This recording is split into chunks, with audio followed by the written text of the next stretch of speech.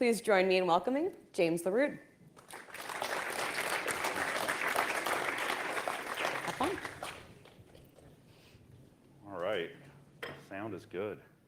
It's good to see everybody here. I had the pleasure of speaking last year, and this year everything has grown, so hats off to the ATT team. I can't believe what you get away with, like all this stuff, and it's amazing. It's really amazing. So for me, the 2.0 really means let's take some risks and go twice as big this year, maybe a logarithmic scale. Let's really blow this up, because I kind of represent that salty guy that that a lot of the keynote speakers were talking about.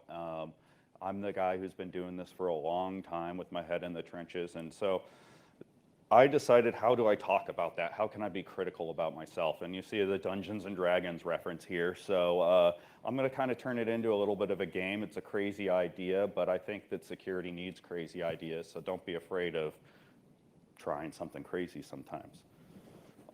Quick disclaimer before I start.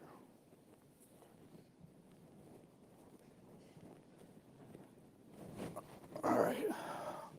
I think I'm a level 8 security guy now. If I put on the cape, it might get... Oh, hold on. Do you not believe me? I got a medal for cybersecurity excellence. All right, so now that my credibility is established, don't call me Bobo the cyber clown, because Gacy ruined that. So what am I going to do? Well, my perspective on things is maybe a little bit different than your CTI folks. I have been under the surface of the ocean, metaphorically, I'm not an actual diver, looking for treasure. And every once in a while I come up and go, whoa, everything's changed. Oof, let me get my lung capacity up. I'm going to dive back down and look for some more. And so that makes for a socially awkward weirdo who's now talking to you with wearing a wig, but Halloween is like, what, tomorrow? So I'm allowed to do this, I think. Sorry, Miter, I didn't run this by you exactly. So who is security guy? Well, security guy likes to think that he's a James Bond, Sean Connery type guy who's always smooth and knows what to do in an emergency situation, but he backs it up with some math. He does Sudoku in his free time. You got some analog measures. That's okay, I got some tools for that. I can process analog and digital.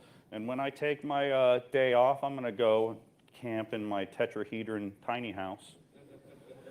You can come to me there and ask me questions. But how do I actually see myself? Like real James, how do I see myself? Well, I'm like Mr. Bean sometimes. I'm like driving the car and like disaster is happening everywhere around me, and like somehow stuff is working out. And it's almost like a fear. Maybe some people share this in common. I don't know. I get up on top of that power line, and you know what I do? I fix that little bit, and then I climb down the ladder. I'm like, yep, this is sustainable.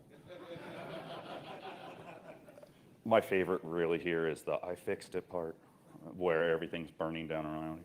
So what does this have to do with ATT&CK? Well, in perspective and communication and talking to people. That's what I like about ATT&CK, honestly, is that it gives you something to start with for a guy like me to talk to a person who's interested in threat intel. But I can tell you I've seen the wheel reinvented many, many times. So what happened to me a couple years ago? Well, I moved to a farm. That was by choice. This is like a weird first world problem where I decided I love animals. I'm not like producing artisan cheese or anything, but gives me an excuse. And one thing that went along with that maybe you know about, maybe you don't. This is going to sound like I live in a shack, but I don't, I swear. I have HughesNet. I don't know if you're familiar with satellite internet, but the modern web is not really built for loading websites at 2,000 millisecond latencies. My Overwatch team, oh, sorry, not Overwatch. I don't play that game, but it is a good example. So I really have this theory about myself, and that is that I'm at this point where I started my career with a whole lot of ambition, and as time gets on, I go weirder and weirder and saltier, and all of a sudden, I'm looking at my career and I'm going, oh, maybe I'm past the point where I can actually like do everything myself. Maybe I am well on my way to being a hermit farmer. I did buy a farm. So as I'm putting together this presentation to try to convince you of something in 10 minutes, this is what I'm doing. I'm using this awesome tool, frankly, called Beautiful AI. It only loads in Chrome because apparently Firefox isn't a modern browser. But guess what? It loads on HughesNet, so kudos to those guys. And as I'm waiting for my stock imagery to load, this is the kind of stuff I'm doing. I'm looking at the JavaScript that's going on. And the things that I used to do, hey, I'm looking for malicious stuff there. So I'm like, oh, that string looks like base64 encoding or not encoding, or that's a hash, or that's whatever. And it's like kind of this squirrel ADD mentality, because when you fight fires for like 15 years, you get dropped into different situations, but it's almost instinct to do this stuff. But later, what am I gonna do? Well, have you ever dug through like your old screen capture folders? That's a selfie of me in VR like, I don't know, like 5 years ago or something. So, but I do have some kind of audience. So if you're sitting here at home and you're like, I kind of get what this guy's talking about, there's dozens of us. And you know, this came up on a tweet and I'm like, oh, language makes us gods. And I'm always worried about getting taken out of context to the point where I do markups and disclaimers and all that kind of stuff. But sometimes you just got to speak your mind on things. And you have the audience, I guess is the point I'm making. It's 3.2 million subscribers to MITRE. Is that what that number means? It's not PewDiePie numbers, but you know, maybe they could hire PewDiePie. I don't know. So what is the point of my talk, really? What does any of this have to do with ATT&CK? Well, I'm using the Chewbacca defense.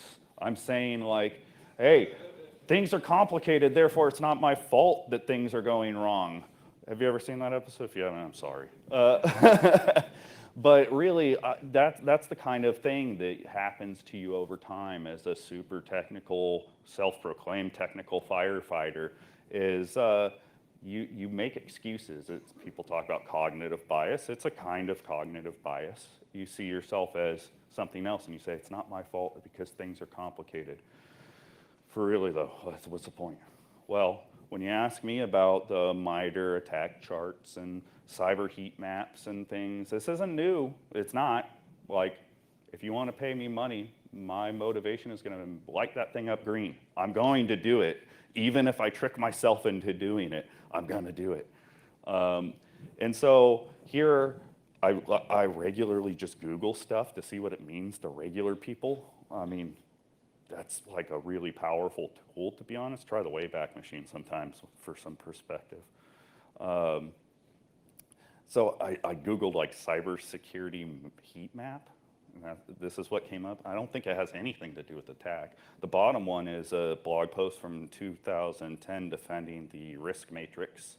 I mean, so this isn't a new conversation that I'm having. People spend forever. So again, this is how people think of algorithms. I looked up algorithm on stock photo, which is awesome. But this is what comes up. People still think about the Matrix. That movie came out in 1999. I mean, I think of algorithms completely differently than you might, is my point.